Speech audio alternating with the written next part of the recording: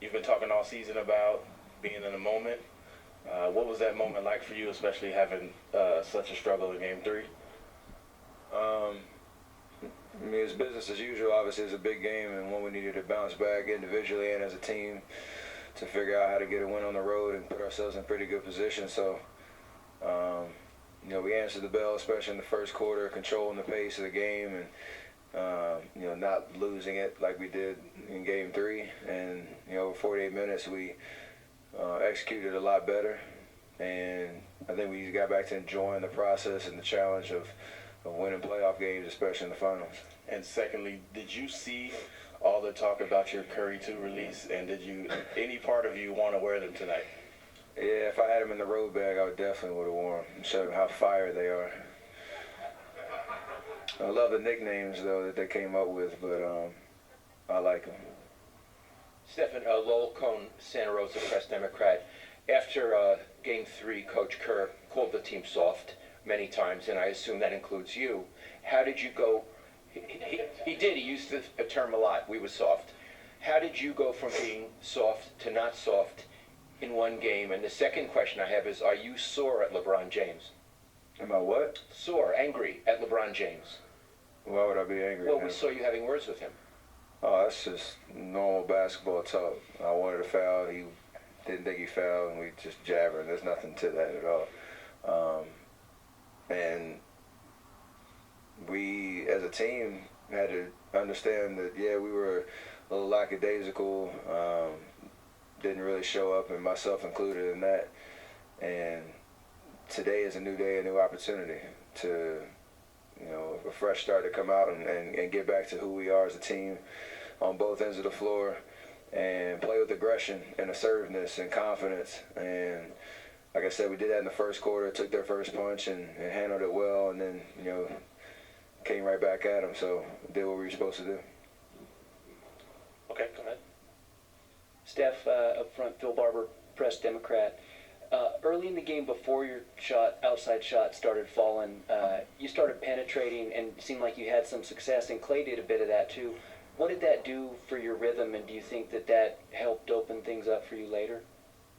Just took what the defense gave us in that situation, not pressing or trying to force something that's not there.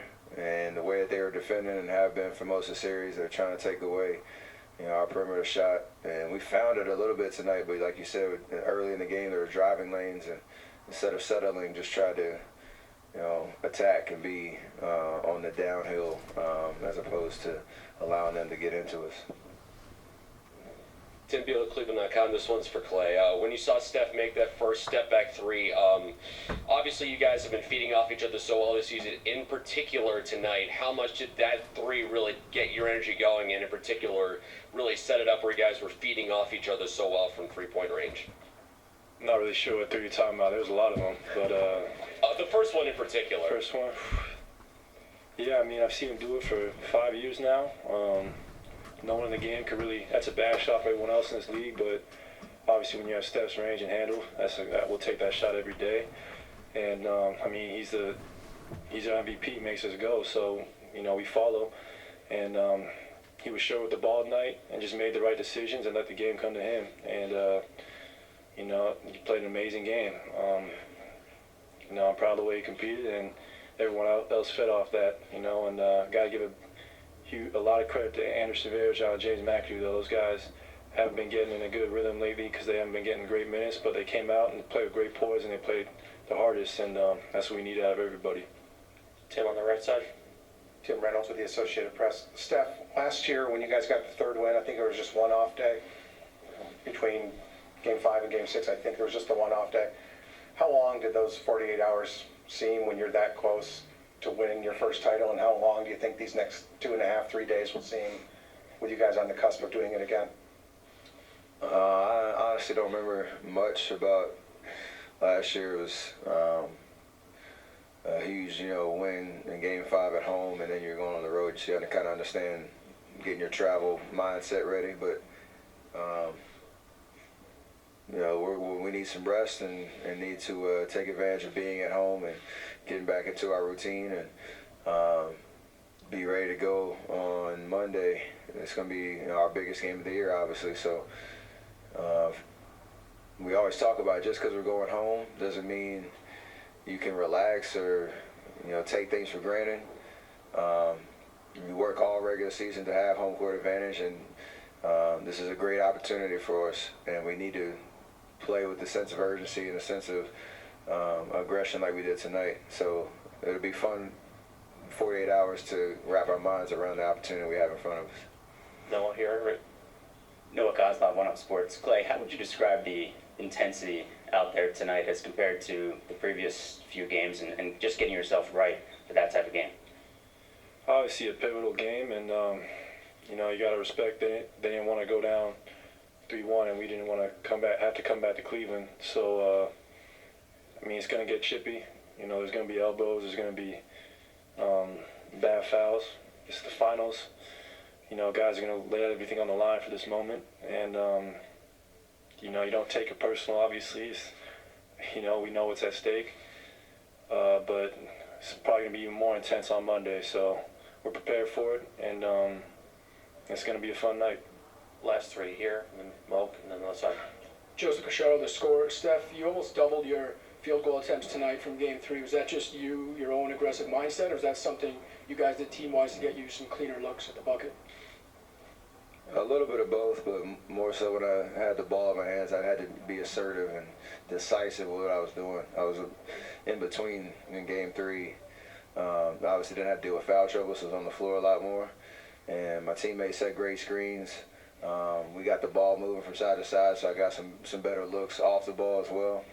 And when you have, obviously, Klay knocking down threes on the wing, HB, the way he stepped up and made some timely, buckets for us, it kind of softens the defense because they got to be aware of everybody. And then lanes open up, and that's when we're at our best. So just kind of feeding off of that rhythm. Last two over here, and then Moke. Dan Devine, Yahoo Sports. Early in the fourth quarter, you guys are down 2 points. You rip off a 12-1 run. Klay, you're grabbing rebounds. Steph, you're moving the ball. Harrison Barnes bookends with a couple of big threes. What are you sort of feeling in that situation? Do you smell blood? You feel an opportunity to go in for the kill? And what changed there that really let you rip that run off? Getting stops. And when we have the lineup we had out there, we were obviously really small with Draymond in the center and going down the line. So if you get rebounds, you can push a transition. Andre, when he gets the ball in open lanes, he's able to play make and either look for a shot or find guys on the wing. He found, I think, HB twice, like you said, and just that's when we get our rhythm. And in that moment, our endurance and our depth shows because, I think we have, fresher legs. And that's a winning time where everybody's locked in. Moke, last one. Moke Hamilton, BasketballInsiders.com. Having won the title here last year, going home, obviously nothing's guaranteed, but being up 3-1 with an opportunity to clinch the championship on your floor at home, how much of a motivator is that for either one of you? How much of a motivating factor is it? If you don't get up for that, there's something wrong with you. We can't wait to get to Oracle on Monday. I've been fortunate to play there for 5 years, and we really do have the best fans in the league. And they probably won't. I probably won't have ever seen them excited before. When we get to Monday. But we just gotta stay in the moment, though. We can't relax just because we're going home and we got a 2-game cushion. That team's hungry over there, and they got some all-time great players. So, like I said before, it's no time to relax. Realize that it could be the end, so everyone give it their all and just trust each other and do it with 9-10 guys like we do every night. And if we do that, we'll be successful. Thank you both.